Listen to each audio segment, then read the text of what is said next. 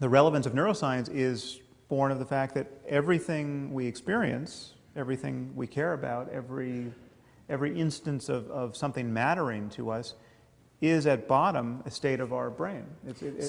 You can go one better than just asking somebody what makes you happy.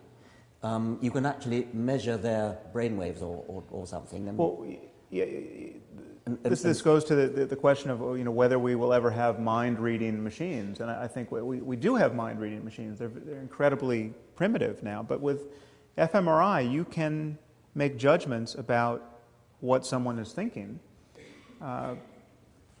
potentially in real time.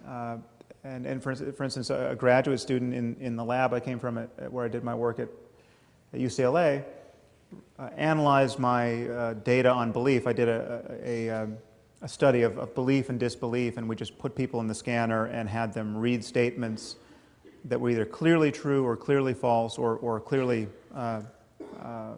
uncertain, and we just looked for the difference in the brain between truth and falsity, and we compared them to uncertainty as well.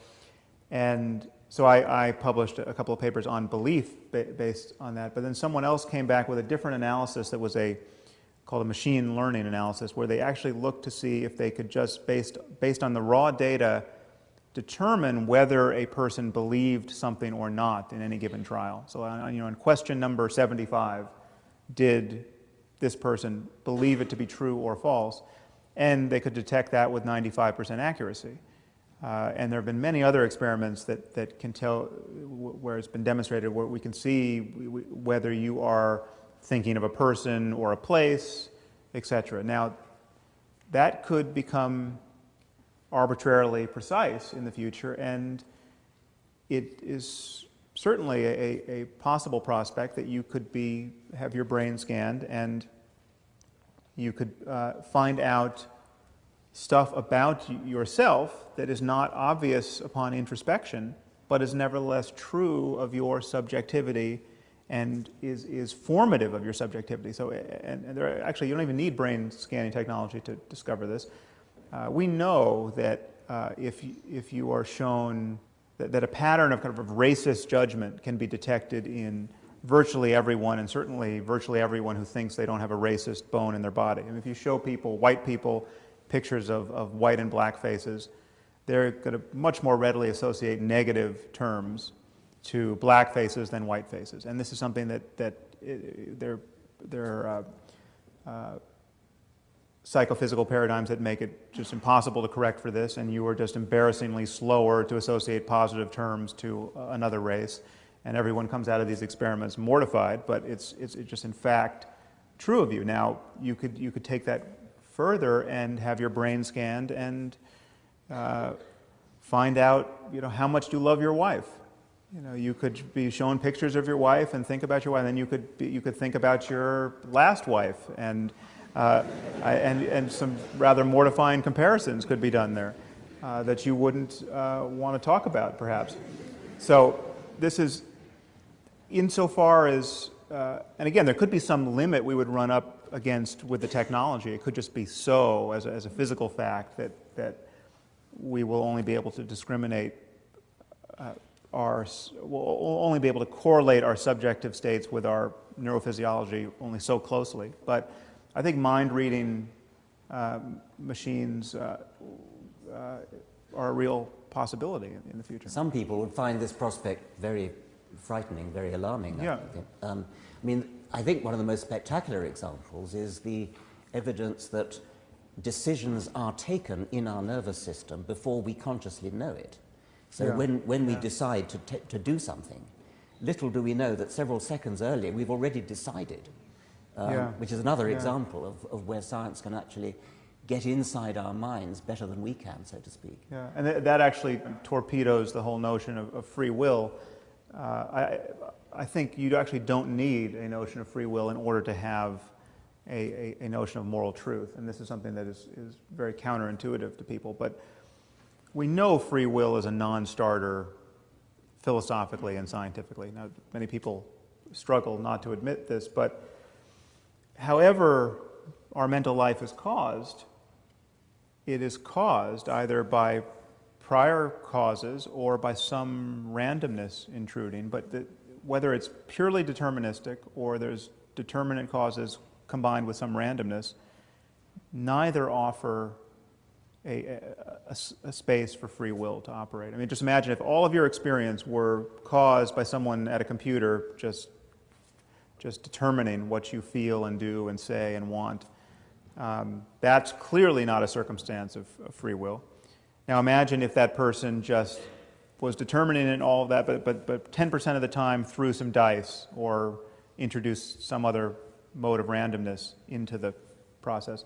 That doesn't open up a space for free will. And we know, just as a matter of scientific fact, that everything you're consciously intending to do and wanting to do and judging to be good or bad is preceded by neural events of which you're not conscious and of which you are not the author. We walk through life feeling that we're the conscious author of our thoughts, but you can't think a thought before you think it. So here's an experiment in free will. Think of a famous person. So do you have a famous person in mind? Well, why didn't you think of another famous person? I mean, you can't account for, if you thought of Ricky Gervais, you can't account for why you didn't think of Eddie Izzard. And that goes for every other move you might make that's starkly voluntary. Things simply spring into consciousness. Now, the reason why this is not morally important is what we condemn in other people is not the fact that they really are the ground cause of their actions. What we condemn are intentions to do harm, and intentions are still part of the causal framework. I mean, I only reach for this water because I intend to reach for it. I want to drink it. It's not like I can just sit back and wait and see what happens. And the only way to get to the water is to intend to drink it. And so what we condemn in an evil murderer is not the fact that he truly and really and metaphysically is the source of his action. I mean, all these evil murderers have either bad genes or bad parents or bad lives or bad ideas or some combination thereof, and they're not the author of any of those things. But we still need to lock them up. When you go to death row and you interview the sociopath and you ask him, what are you going to do when you get out? And he says, I'm just going to keep raping and killing people. That should make it pretty clear that you want to keep him in there. But we would keep earthquakes and hurricanes in prison if we could, and we would never think they're evil earthquakes or evil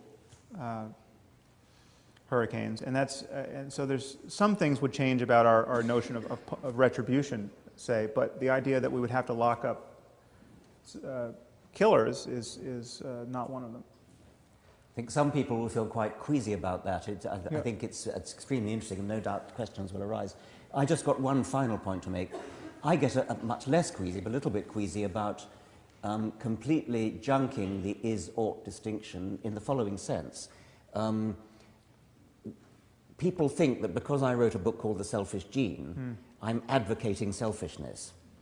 And so my stock reply to that is, of course, the is-ought distinction. And I presume you would subscribe to that in the sense that we do not wish to say that because something is, quote, natural, that because something is out there in nature, that therefore that makes it good. And obviously you're not advocating that, but that is sometimes what people mean by the is-ought distinction. You're meaning something much more subtle, but I just want to throw that in, that I wouldn't wish to throw the is-ought distinction out in that sense. Well, the idea that natural could somehow equate to good. Natural equate to good, so we all ought to go around with no clothes on, I mean, that kind of thing. Right. Obviously, there are many propensities we have that we've evolved to have, which we are busily trying to get rid of or overcome, and we're wise to. And that's at some point in the book I delineate 3 different projects, which I don't think we should confuse. The first project is to understand how we came to be the way we are, and this is very much your project of just evolutionary science. We have an account of how we came to be primates who have morally salient emotions like disgust, say. And that's a story for evolutionary biology and psychology. But there's another project, which is we can figure out how we can experience the greatest well-being based on how conscious states arise in the brain and how they're impacted by the world. And that's a very different project. That flies free of the perch that has been built for us by evolution. I mean, that's where we can talk about how to raise compassionate children, despite the fact that, and how we could change the genome to be more compassionate, if such a thing is possible. The question of whether all of that is possible is very different from the question of how we got here. And the third project is just to convince people to drop all of the moral commitments that lead to unnecessary human misery, and that's a political and it's a project of persuasion, and that is also distinct, and they often get conflated.